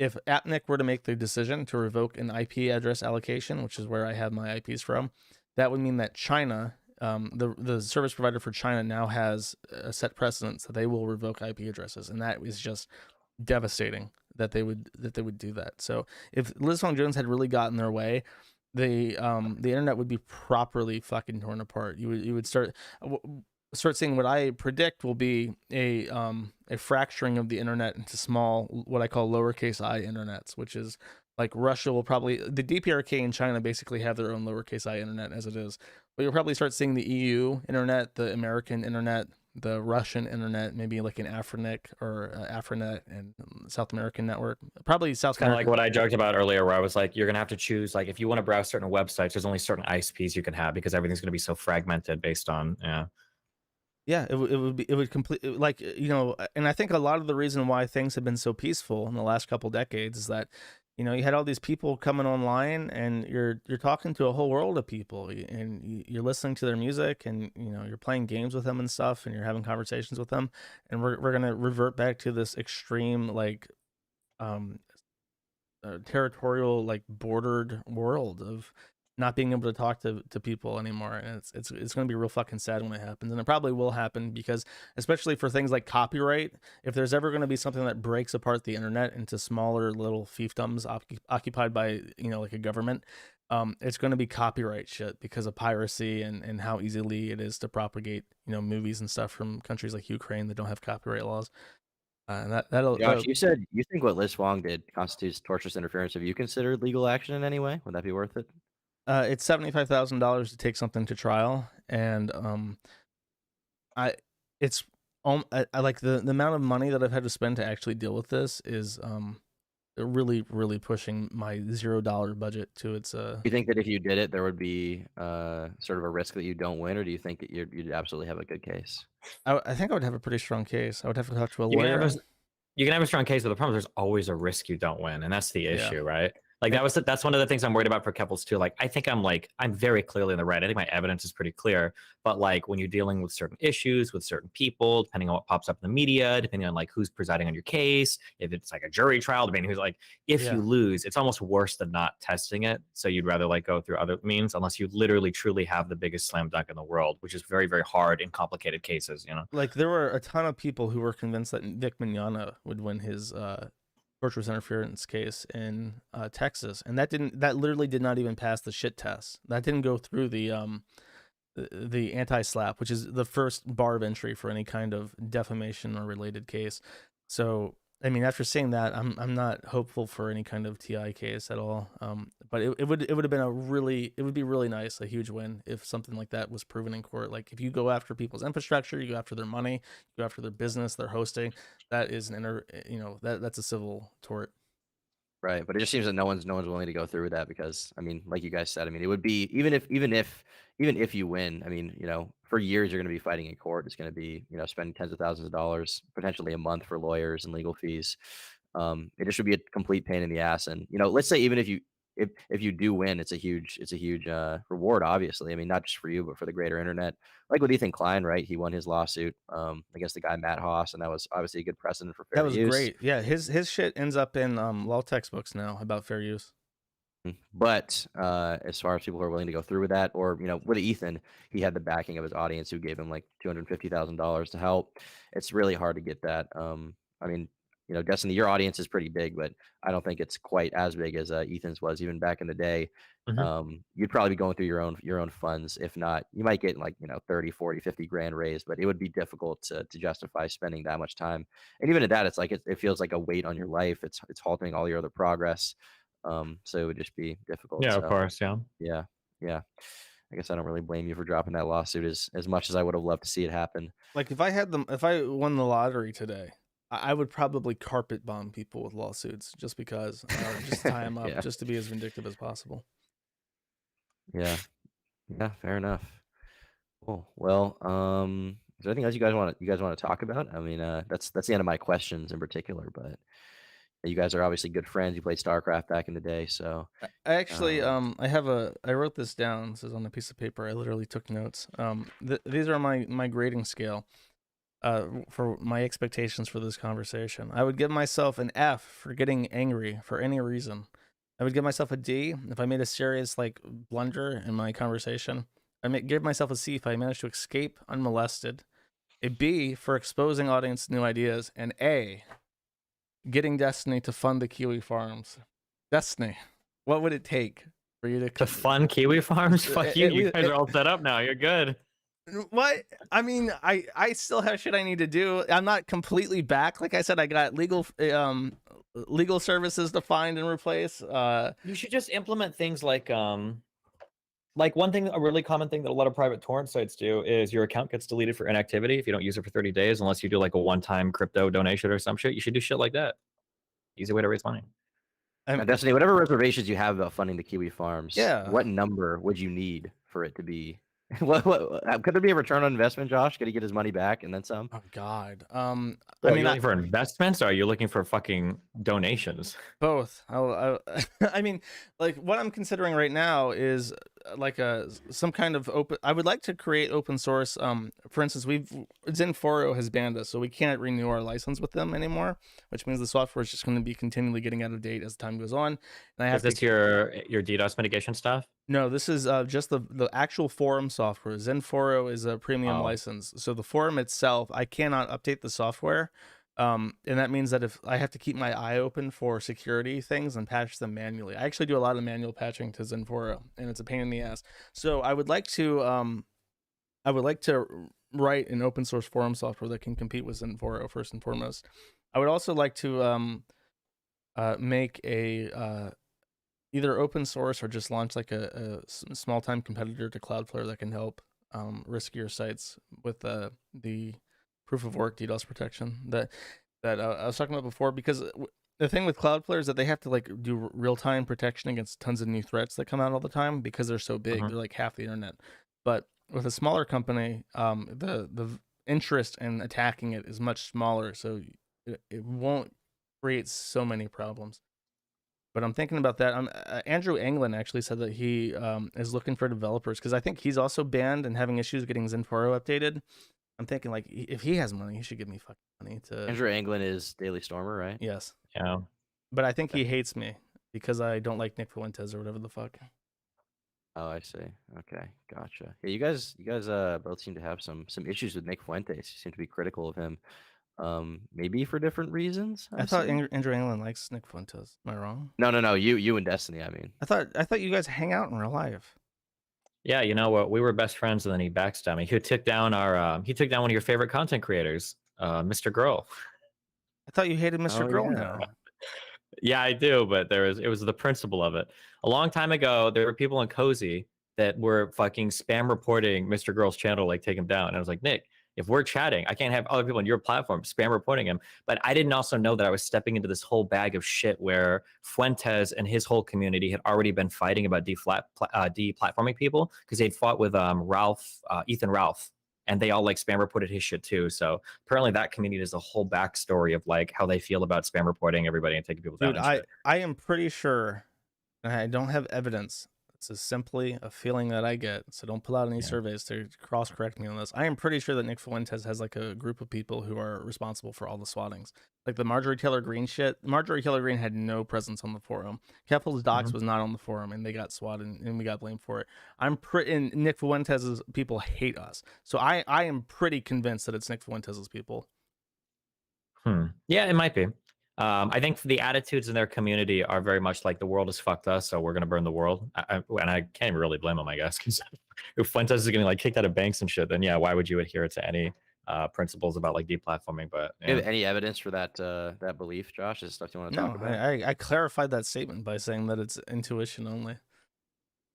Intuition only. Okay, gotcha. Well, it'd be interesting to see if there's anything comes out about that. That'd be the biggest drama ever. But I guess we probably won't hear that. On the subject of, you brought up Mr. Girl. My question for you, Destiny, maybe this is a played out question, but the two things I hear about Mr. Girl when I hear him brought up are A, people like Vito or whatever will be like, he's the funniest guy ever, he's making the best content in the world, he's based. And the B answer is he's a pedophile. What is the deal with that? Is he a pedophile? I don't think he is, but I mean, like, he's obviously like very fucking edgy. And for a lot of people, there's no difference between being a pedophile versus making pedophilic jokes. Like, all of it is indicative of some fucked up shit. For my shit, I just like really like interesting people. And a lot of the people that I intersect with tend to be fucking insane, but they're interesting. So that's all I care about. The thing people point to is the Cuties review. Is that satire? Is that his stance on that? I mean, like, fuck, don't rope me into this whole shit. Like, there are worlds where you can have like these analyses of like media and all this blah blah blah shit. I'm not gonna be the next cutie, guys. Okay, nice try. Fuck you. I'm not trying to get you to defend Cuties or anything like that. I'm just curious. Destiny. I'm a Destiny fan. Okay, I'm a Destiny fan. The broad stroke that he was trying to get across. Get it?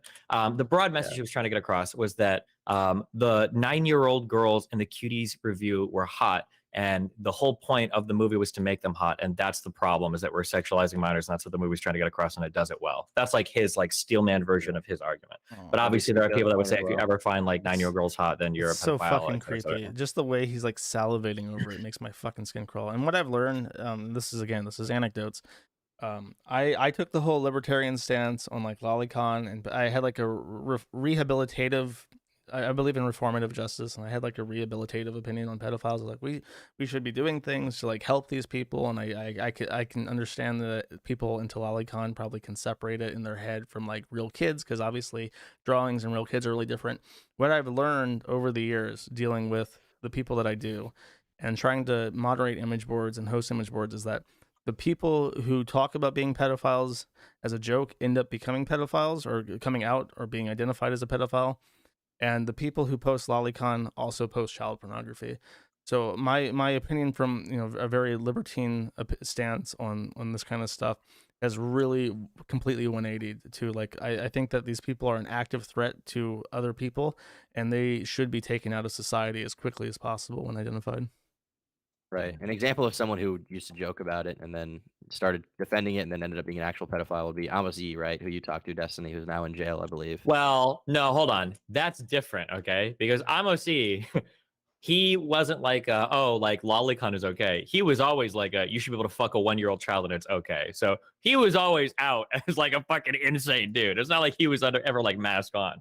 That guy was fucking wild. I think for a little bit it was mask on though, because at first he like right when he got big, that's when he started saying that shit, but it wasn't right away. Like, maybe not. I just know that when I debated him, he was saying that you should be able to have sex as long as you don't like tear them up. You should be able to have sex with like a fucking 2-month-old child. Well, that was when I debated him. So he was always way the fuck out there in pedophile land. Yeah, that's a lot different than like some guys like, oh, she's got a 1,000-year-old spirit, my lolicon, whatever bullshit. Like, yeah, that guy was. He was always. Nick Bate was the one who said he was joking about being a pedophile, and he got convicted of molesting his sister.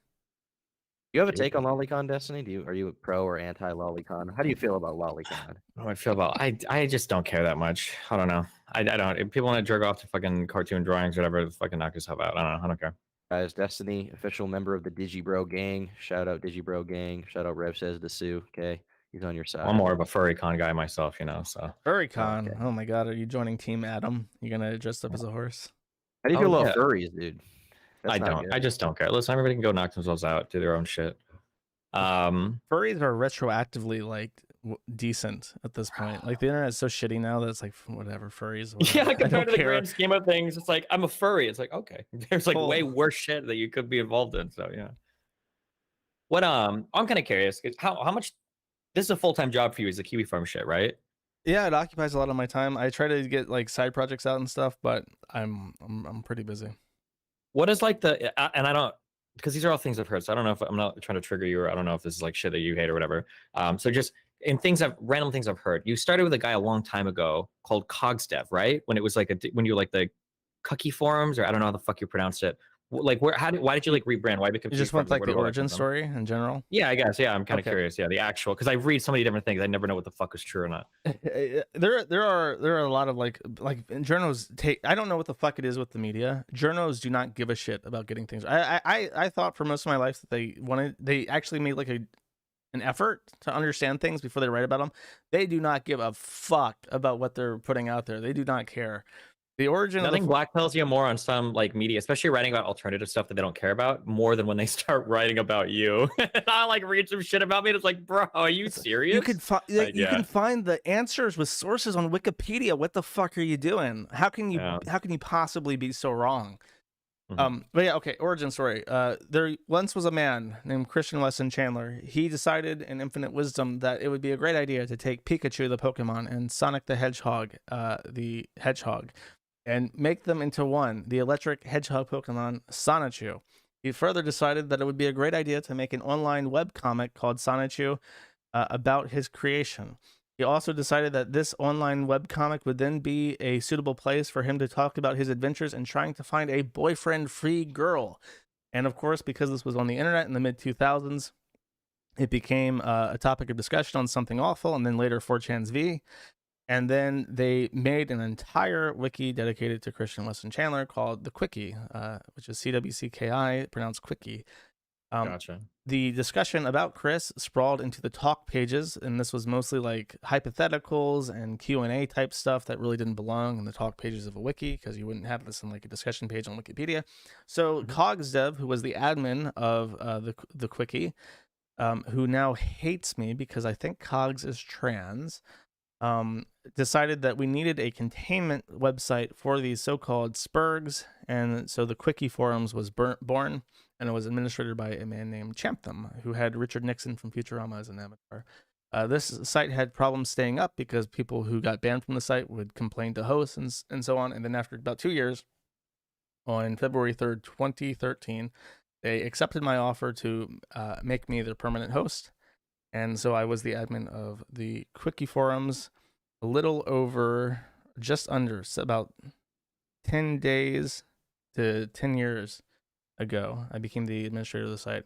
And then in 2014, I want to say, the topic of discussion kind of branched out past just CWC. I ended up becoming like the lead admin. All the other admins kind of dropped off. And I sort of inherited the forum. And the Kiwi Forums was the pronunciation of the site's name, Quickie Forums, because it's spelled awkwardly, by a couple different people who had threads. So we just sort of retroactively adopted that as like a backronym for the site. And we just went from there. Gotcha. Where did you when did it become like a full-time job for you? Like how long ago? So when I first started hosting the site, the reason why I picked it up is because I was actually a PHP developer for a payroll company in Australia, and I worked remotely. I was with that company. That was my first real programming job. I had that for about 3.5 years, I want to say. And I got really bored of my job because I was dealing with the Quickie Forums, and I was dealing with all these interesting security threats and novel problems, and I just got more and more interested in what I was doing. And eventually I I just told the company, like, because my productivity was dropping off, and they're like, "Is there like an issue? Do you like still want to work for us?" And I was like, "No, I kind of want to go out and do my own thing." Mhm. And from there, I went. Because I was unemployed at the time, I still had like a lot of savings, so I wasn't like destitute. I actually Mhm. had met Frederick Brennan from the thread on the Kiwi, I think then Quickie forums, about Wizard Chan, which is the website for incels, that he founded, and I pitched him because he had also founded 8chan in the interim. I said we should probably rewrite 8chan, and because the software that they used for 8chan was shit, and Mhm. that's when I moved to the Philippines from Australia to work with Frederick as his neighbor, basically, on the Gotcha. replacement to 8chan software. Damn. All right. How long has the site been up? In total, February 3rd will be 10 years under my Damn. administration. I don't know how long it's been around in total. All right. Well, one last thing I want to talk about, as far as things I wrote down that I forgot to talk about, was last time we were on stream, Null, you talked about how you believe that the inception of the cancel culture sort of online that exists was Gamergate 10 years ago. And I was kind of curious what your thoughts were on that, Destiny, as someone who's dealt with a lot of that kind of interference with your business. Um, I thought the Gamergate shit was cringe as fuck. The problem is that like, this is where my SJW shit will come out, I guess, is that like there are legitimately a lot of people on the internet that just fucking hate women, especially in the gamer communities, because like there's not a lot of women here. When you think of women, you just think of people that are policing your language, or people that won't fuck you in real life.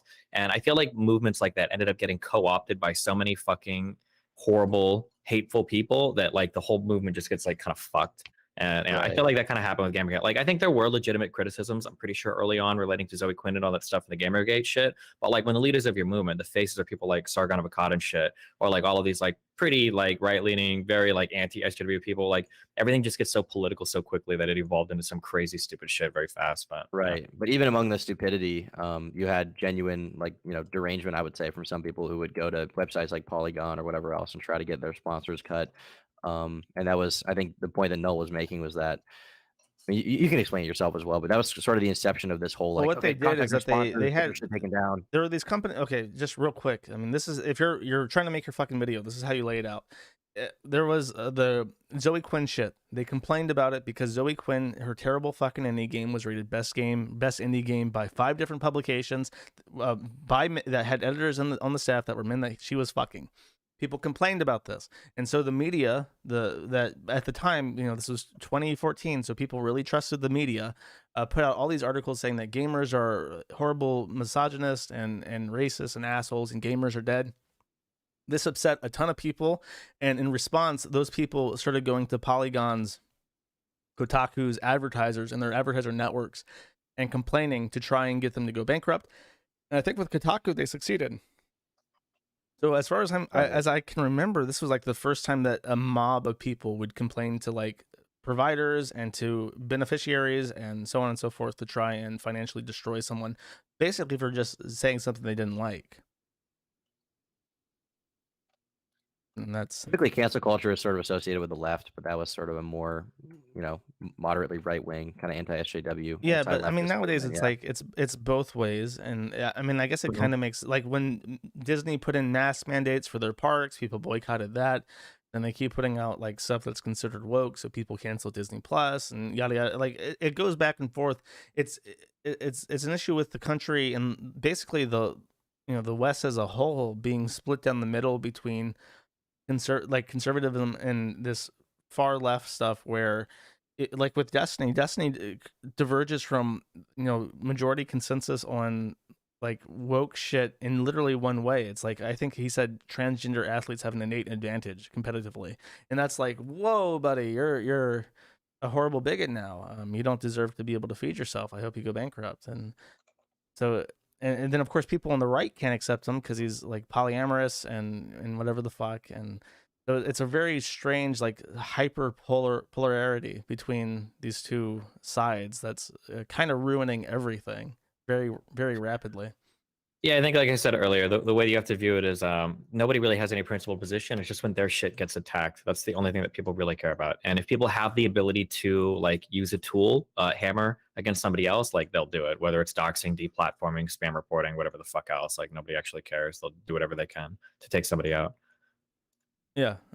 and this is referenced this twice now. Schmidt, and his opinion that there is no such thing as apolitical anymore, or well, this was like in the 1800s, but everything is political, and choosing to be apolitical is itself political, and that's just how everyone says it's like everything is fair in love and war, and we're gonna like actively ruin absolutely everything to try and have our way.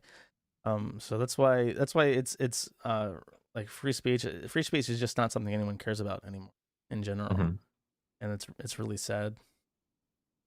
Yeah, I agree for sure. Cool. Good to see that you guys are best friends now and are going to be playing a lot of video games together. I hope in the future, if I am on fire and rolling around on the floor, you'll at least spit on me. You know. I'll put you out, my dude. I'll do you. Thanks a lot, dude. Okay. Okay. All right. Thank you for coming on, Destiny. Take care, buddy. Yeah. Thanks for having me. Have a good one, guys. Good luck. Yeah. Bye. Oh, that was very abrupt. I wasn't actually expecting it to end like that. Like he has to go to bed. It's bedtime. It's bedtime for Turkey Tom. Okay, I will read the super chats, I guess. Yeah, that was abrupt. I don't know if Destiny ever wants to catch up again. I'll read the super chats now. I guess we're done. I shouldn't make it green just yet, I guess, 'cause I'm not reading them, but yeah, I mean, I took it very passively, and I don't feel like I was challenged enough to sort of make anything I said stick, to be honest with you. And I didn't get him to fund my site, so I didn't get an A. I got a B by my ranking. I don't know. Maybe I planted the seed, and one day he'll be like, Josh, my dear friend, we should play Dota together, and also I will fund your stupid website, at least in part. I'll be like, thank you, Destiny, my friend. We can proceed with this. Def a B. F. Okay. That was interesting.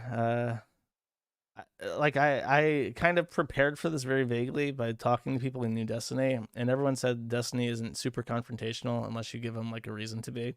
So I just said, okay, fuck it. I'm just gonna like set aside criticism, because my thing is like, if I want to just shit on Destiny, I'll just do it in his thread. I really don't need his input on it. You know what I mean? Like, I'm not gonna convince him of anything in regards to like how I think like polyamory is bad for you. How I think like wife swapping and shit is not healthy for the human mind. I think that we're evolutionary predisposed to healthy monogamous relationships, but I mean, that shit is like, he'll pull out surveys and stuff and be like, well, have you ever been in a polyamorous relationship? Have you ever sucked a dick? How do you know these things? Like, well, I guess not, and it wouldn't go anywhere. So that's my thought on that.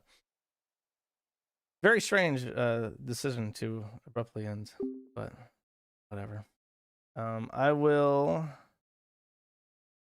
I'll end it there. I'll read the super berries, and then I'm gonna go order some food because I'm actually starving. I haven't had anything to eat today. Let's see. Thank you, by the way, for those few people who have decided to tip during these things. Recent donations, filter by today. Sikalola for 10 says, wishing you a happy new year. Cheers from the Inner Mongol. Oh, fuck. I did not set the... Oh, wait. No, it's tomorrow. Lunar New Year. Okay, it's tomorrow. I have to change the forum to the Chinese theme. We usually give cash gifts to subordinates and children on this occasion. That's true. The red envelopes. Thank you, Sikalola. Niggardly Wet for 10 says, I'm sorry about your old SC2 buddy stood you up. Here's putting money. That's true. It did look like he was going to no-show because it took so long, but whatever. Thank you. Peter Muskrat for 541 says, Arg, I hate Raiders. Arg, shiver me Timmies. Shiver me Raiders. Arg. Which is a reference to a very base video that floats around on the internet. Thank you. Nickel colored frog for 5 says, so mad, got scammed at 2 nickel coins. That's why every time I go nickel shopping, I pull out my pocket weight and mounts, especially if there's a snowy complexion. A man of Christian faith. Nobody wants nickel. Nice try, nickel colored frog, but thank you. Thank you for your money, which is worth a quarter an ounce of silver right now. Darkside Phil for 5 says, oh, wait, that's actually $3 due to the tax situation, dude. Say neighbor, neighbor, neighbor. No, I will not. I'm a good boy. I've been reformed by Turkey Tom and Destiny to not saying the gamer word. Thank you. Girl Josh $3 coins at for 10 says, I'll never forget what you did to me, fat ass. I'm taking you to court. Well, you just tipped me all my coins back, so now you can't prove damages. Thank you. Half Black Listener for 3 says, can you call Ralph fat and gunted for chat? Chat, I don't know if you know this, but there's a guy called Ethan Ralph, and he's really fat, and he's a bifurcated gunt, and it's exceedingly embarrassing how sloppy and gross and drunk and fucked up he is all the time now. And Hewlett Fan 696 for 217 says something, but I lost the page. I don't know how I accomplished that. I really don't know how I come. Okay, do you agree that freedom of speech is absolute and applies universally for no exceptions? No, I no longer do. I think that some people should die. You know who? Rabbi Herschel Lieberman Berg-Blattstein for 15 says, I sent you an email to Josh at Josh regarding my patches order. Was that the right address? No, send anything about patches to jcmoon at pm.me. Thank you for the 15 though. Anonymous for 1 says, me, a poor fag, donating $1 to Joshua Nolman so he can build his own internet and financial system. He's awesome and will read my super chat. I did, though you did spell internet with a lowercase I, which does not give me hope for the future. I mean, how many times do I have to tell you that it's a capital I? Now there's a second page. Game of Moans for 5 says, you really should have the donation link in the description. Get better at shilling. I intentionally didn't put it there because it's like, I don't want to shill too much this stream. Thank you. And Lord of Lightning for 217 said, Keffel's thread and by extension the farms is indexed on Google for me. Farm chuds win again. I don't know how you found it. I searched Keffel's Kiwi Farms and I did not find it for like 8 pages, so I gave up.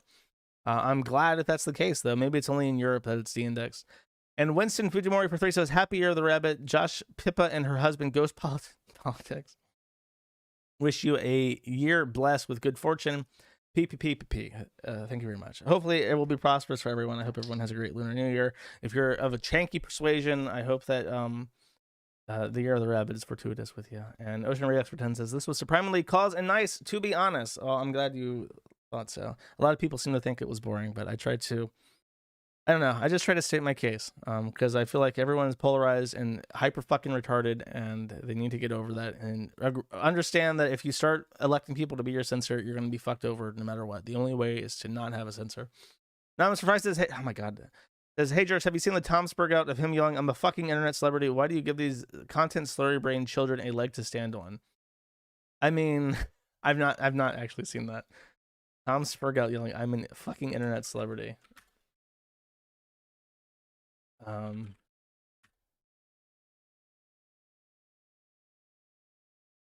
don't see that when I searched it. Sorry. Posted in the Man of the Internet thread. I'd be interested in seeing it. He's okay. Look, people gave me shit and say that I was like sucking up to him. He's literally like a child. Poor innocent baby child. You know nothing. Nothing, child. You think you can speak, but you know nothing. It's like, listen. He's high on his own farts because he's very successful for his age. Good for him. He will temper down with age. I think he comes from a good place. Why am I a fucking bad guy for saying no? The 20-year-old should be fucking spiked through the palms like Christ. Calm down, God damn it. The legendary Mr. Chirac for 2 says, when you start the Kiwi Farms Bank, will we be allowed to have a Christian card? No, you will not. I'm not putting Chris on anything. It'll ruin my entire bank that Destiny has funded for me. Okay, don't donate anymore. I'm done. I'm gonna go order some mozzarella sticks. I feel like I'm in the mood for mozzarella sticks.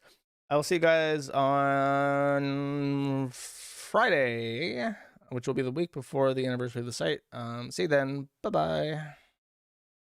Bye-bye. Where's the button? There it is. Bye-bye.